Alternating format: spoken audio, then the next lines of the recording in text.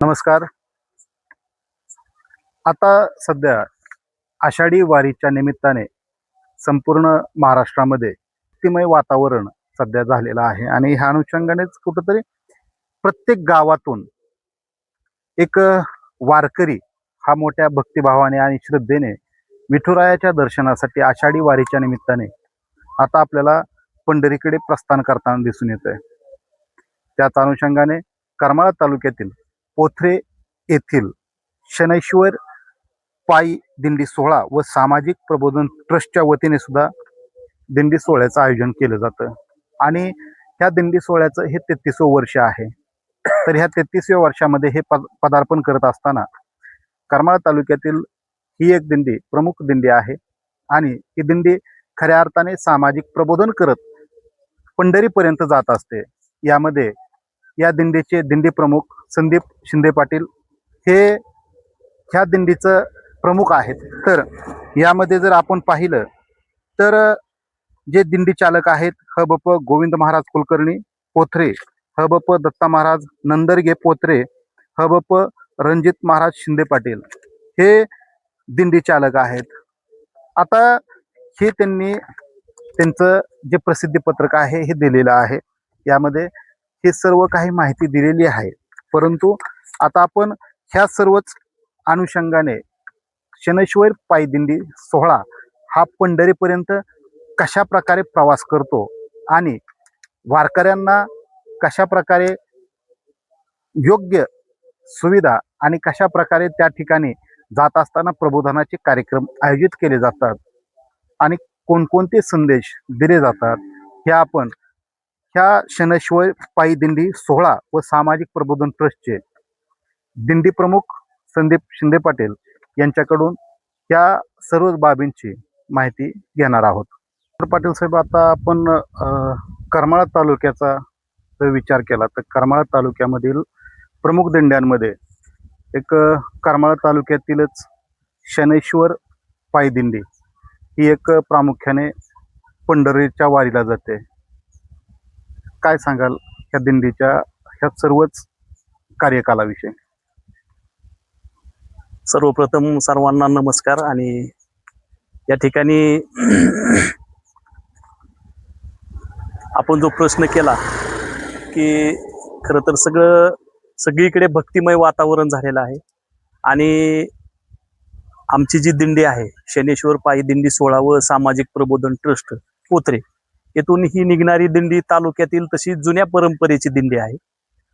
या वर्षामध्ये 33व्या वर्षामध्ये पदार्पण करत आहोत आम्ही आणि अगदी एवढी जुनी परंपरा आहे ती अगदी सर्वांच्या साथीने सर्वांच्या सहकार्याने ही अखंडितपणे सुरू आहे.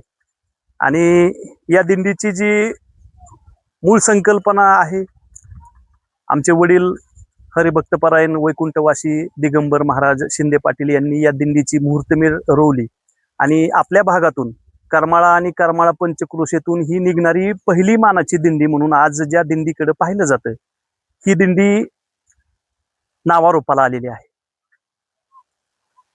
खरं तर अशा प्रकारची दिंडी एखाद्या भागातून एखाद्या गावातून निघाली की त्या ठिकाणी त्याचं नियोजन आयोजन आणि ते सातत्यानं ते तसा तो उपक्रम पंढरीच्या वारीपर्यंत घेऊन जाणं, सातत्याने दरवर्षी घेऊन जाणं एक खूप मोठं कार्य आहे. कशा प्रकारे हे तुम्ही कसं पार पाडताय? खूप मार्मिक आणि सुंदर असा प्रश्न आपण उपस्थित केला. एवढं मोठं नियोजन असतं आणि खरं तर कुठलंही नियोजन करायचं म्हटलं की थोडासा ताणतणाव असतो. एखाद्या म्हणजे मोठं लग्नाचं जे आपण कार्य पार पाडतो त्या बरोबर हे कार्य आहे दिंडीचं. म्हणजे अगदी उलतानी बेलनी म्हणजे आपण ज्या ज्या बेसिक घरामध्ये लागणाऱ्या गोष्टी आहेत या सर्व दिंडीमध्ये आपल्याला घेऊन जावं लागतात. पाण्याची सोय असते, मुक्कामाच्या ठिकाणी आपल्याला राहुट्या लावाव्या लागतात किंवा अनेक वेगवेगळ्या गोष्टी ज्या जीवन आवश्यक गोष्टी आपल्याला घरामध्ये लागत असतात त्याच दिंडीमध्ये आपल्याला रोजच्या रोज व्यवहारामध्ये लागत असतात. आणि नियोजन करत असताना अनेक दिंडीतील सहभागी वारकरी असतात, व्यवस्थापक असतात किंवा इतर जे युवक आहेत दिंडीमध्ये सहभागी झालेले, ते अगदी निसंकोचपणे आणि अतिशय नम्रपणे ती सेवा बजावत असतात. आणि सगळ्यांच्या केलेल्या म्हणजे सहकार्यामुळे या दिंडीला म्हणजे एक वेगळा आनंद भेटतो आणि सेवा करण्यामध्ये सुद्धा एक वेगळा आनंद असतो. म्हणजे दिंडीत आम्ही पायी चालतो. एक साधारण आमचे जे मुक्काम आहेत, पहिला मुक्काम आमचा सरपढोह या ठिकाणी खरात यांच्याकडे आहे. दुसरा मुक्काम आमचा वडशिवणे या ठिकाणी आहे. म्हणजे साधारण पहिला मुक्काम थोडासा एक 10-20 किलोमीटर आहे. तिथून पुढचे मुक्काम 10-20 किलोमीटर आहे. एक मुक्काम तर जवळपास 34 ते 35 किलोमीटर आहे. तरी देखील दिंडीतील सहभागी वारकरी अगदी म्हणजे चालून थकतात, परंतु हरिपाठाची वेळ झाली की सगळे उठून अगदी म्हणजे तरुण मुलांसारखे 70-80 वर्षाचे वारकरी अगदी त्या हरिपाठाच्या म्हणजे ह्याच्यामध्ये गजरात. दंगून जातात. आणि दिंडीतील खरंच म्हणजे मी अगदी प्रामाणिकपणे सांगतो, अगदी आनंदाचे क्षण असतात. म्हणजे वर्षभर आपण दिंडी कधी आहे, दिंडी होऊन गेली की लगेच आपण दिंडीचाच विषय काढतो आणि पुढच्या वर्षीची दिंडी कधी आहे याची देखील वाट बघत असतो. तर आता ह्या संदर्भात जसं आपण सांगितलं की पुढच्या वर्षीच्या दिंडीची वाट पाहत म्हणजे वारकरी हा विठ्ठल नामाच्या जयघोषामध्ये तिथवर दंग होऊन तिथवर जातो. परंतु दिंडी चालक, दिंडी प्रमुख ह्या सर्वांनाच एक मोठं दिव्य असतं की ह्या तिथपर्यंत ह्या सर्वच वारकऱ्यांची बरोबर आहे. जबाबदारी तिथवर त्यांना घेऊन जाणं, परत घेऊन येणं, त्यांच्या आरोग्याची काळजी घेणं, या सर्वच म्हणजे अतिशय कठीण गोष्टी असतात. ते दिंडी छोटी असो किंवा मोठी असो. बरोबर आहे.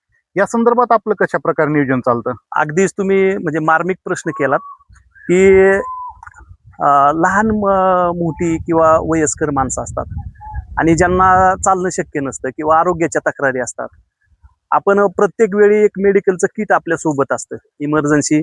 आपण दिंडीच्या नियोजनातून एक 2-3 म्हणजे 4 चाकी गाड्या असतात, 2 व्हीलर असतात, मोठे ट्रॅक्टर असतात. सर्वांची बसण्याची सोय असते. जर समजा एखाद्या माणसाला पायाची दुखापत झाली अथवा काय थंडी ताप आला किंवा बऱ्याचदा थोड्याशा खाण्यामध्ये काय बदल झाला तर पोट खराब होतं, ऍसिडिटी होते, जागरणामुळे पित्त होतं. तर ह्या सर्व बेसिक ज्या गोष्टी लागणाऱ्या आहेत, सर्व मेडिसिन आपल्याकडे उपलब्ध असतं.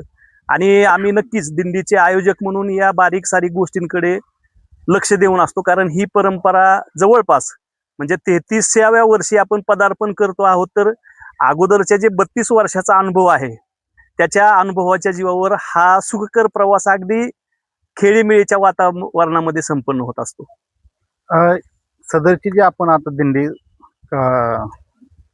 पंढरीकडे प्रस्थान करताय, म्हणजे काय आता येत्या 1-2 दिवसामध्ये आपलं प्रस्थान सुद्धा होणार आहे.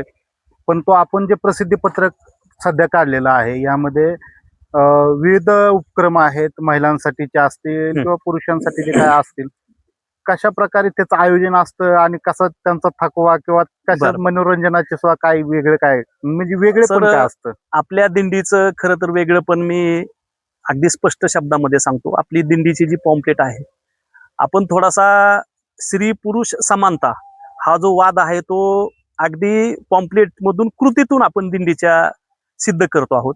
अनेक वेळा दिंडीमध्ये पुरुषांच्या पंगती न बसवता आपण पहिल्यांदा महिलांच्या देखील पंगती बऱ्याच वेळा बसवतो.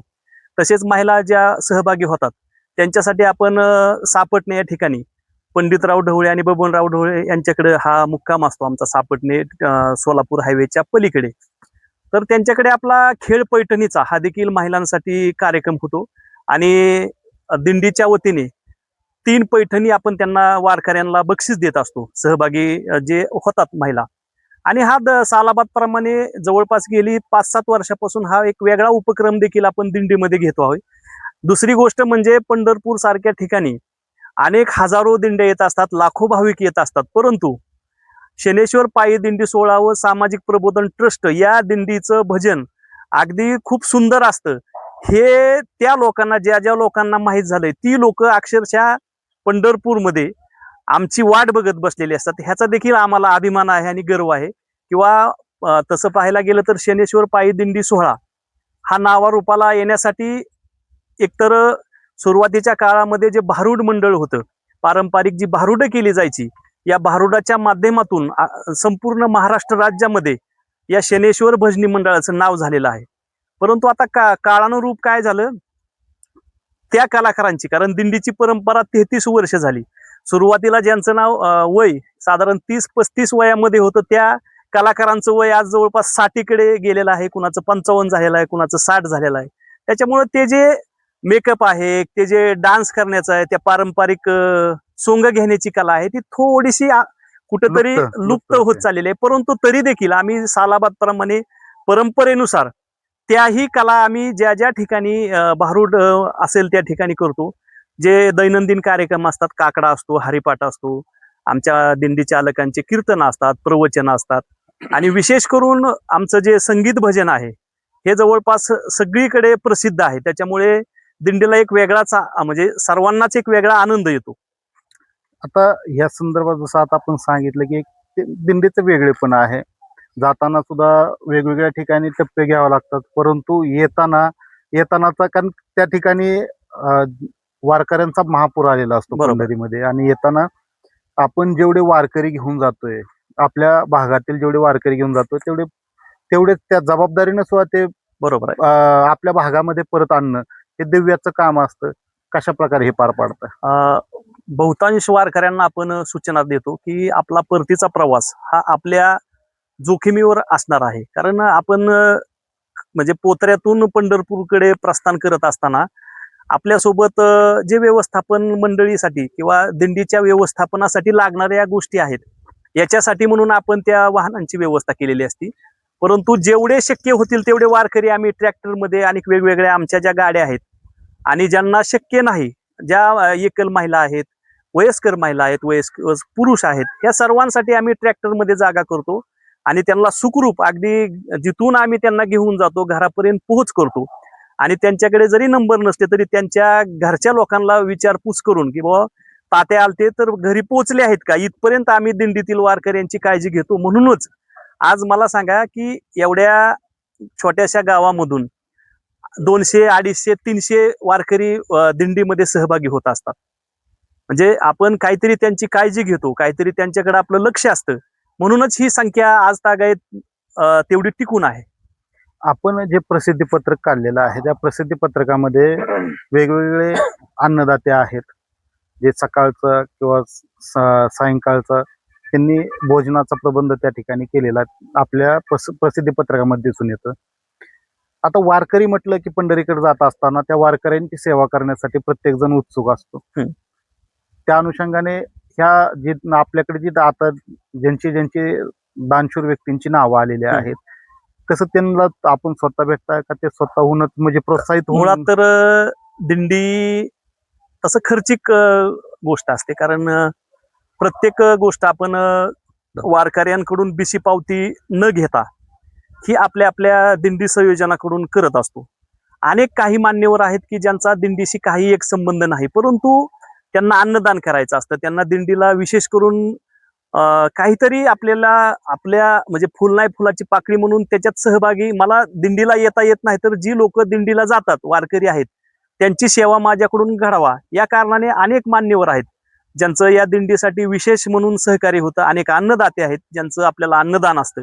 आणि जे आपले जे रस्त्याचे जी काही मंडळी आहे ज्यांनी आपली गेली 33 वर्ष निवाऱ्याची सोय केली आहे, जेवणाची उत्तम सोय केलेली आहे, ही काही मंडळी आहे, यांच्या विश्वासावर आपल्या दिंडीचं जे काही आयोजन आहे ते सुखकर होत आहे.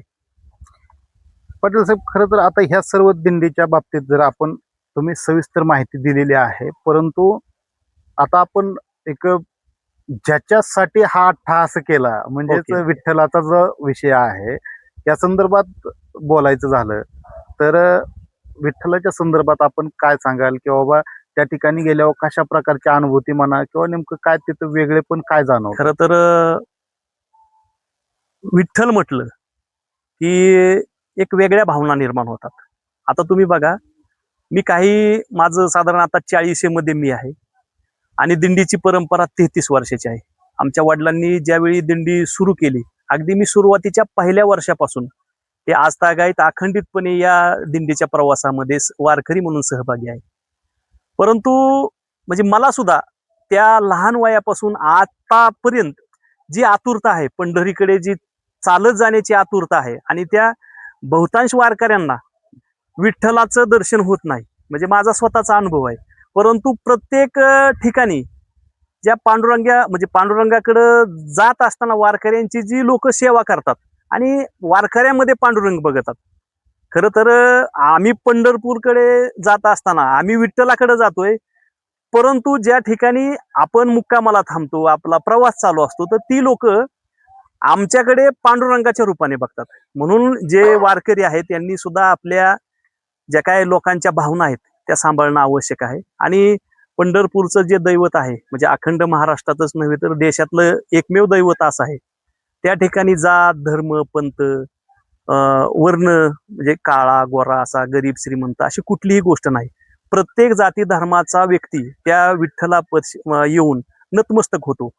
कारण विठ्ठल हे दैवतच असं आहे की सर्व लोकांचे, ज्याला म्हणतो ना आपण आपण विठ्ठलाचा रंग बघितला तर काळा आहे. पूर्वी काळ्या रंगाला हिनवणारी ही आपलीच संस्कृती म्हणा किंवा आपलीच लोक होती. परंतु आपण मोठ्या आता सध्याच्या घडीला महाराष्ट्र राज्यामध्येच नव्हे तर देशभरातून काही दिंड्या तर परदेशातून आता या विठ्ठलाकडे येत आहेत. परंतु आपण त्या रंगावर विचार न करता आपण पांडुरंगाकडे बघून नतमस्तक होतोय. आणि ही सर्वात महत्वाची गोष्ट आहे. सर्वांचा म्हणजे ज्याला म्हणतो आपण की अधिष्ठान आहे.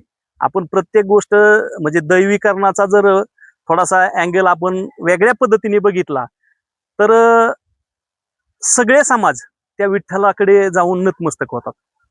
यामध्ये मला वाटतं मुस्लिम समाजाचे सुद्धा बरेचसे संत आहेत. यामध्ये झालेले आहेत अगदीच. आणि त्यांनी सुद्धा विठ्ठलाच्या भक्तीमध्ये ते स्वतः लीन झालेले आहेत. आणि आता देखील अनेक मुस्लिम कीर्तनकार आहेत. अनेक लोक वेगळ्या वेगळ्या, आता आपली भीमा कोरेगाववरून एक दिंडी येत आहे, म्हणजे आळंदीतून तिचं प्रस्थान झालं, ती आता पंढरपूरकडच्या दिशेने रवाना झालेली आहे. अनेक अशा दिंड्या आहेत ज्या की भक्ती मार्गामध्ये श्रद्धा असणं आवश्यक आहे. आणि ती श्रद्धा सर्वांची मला वाटतं विठ्ठलावर तेवढीच प्रेम भावाने आहे. तुम्ही करमाळा तालुक्यातील जनतेला किंवा वारकऱ्यांसाठी शनैश्वर पायी दिंडी सोहळ्याच्या वतीने काय आवाहन कराल? मी सर्वांना एकच आवाहन करतो की दिनांक 19/7/2026 रोजी रविवार आहे आणि बरोबर 10 वाजता श्री क्षेत्र पोत्रे येथून पंढरपूरकडे दिंडीचं प्रस्थान होणार आहे. तरी पंचक्रोशीतील सर्व वारकरी, सर्व ग्रामस्थ, करमाळा शहर तसेच पोत्रे गाव आणि पंचक्रोशीतील सर्व गावकऱ्यांनी बरोबर शनी मंदिरापाशी 10 वाजता उपस्थित राहून या भव्य होणाऱ्या 33व्या वर्षाच्या प्रस्थान सोहळ्यासाठी उपस्थित राहून आणि ज्या ज्या लोकांना, ज्या ज्या वारकऱ्यांना दिंडीमध्ये सहभागी व्हायचं आहे त्यांनी बरोबर पोत्र्याच्या शनी मंदिरापाशी ठीक सकाळी 10 वाजता येऊन सहभाग नोंदवायचा आहे. धन्यवाद.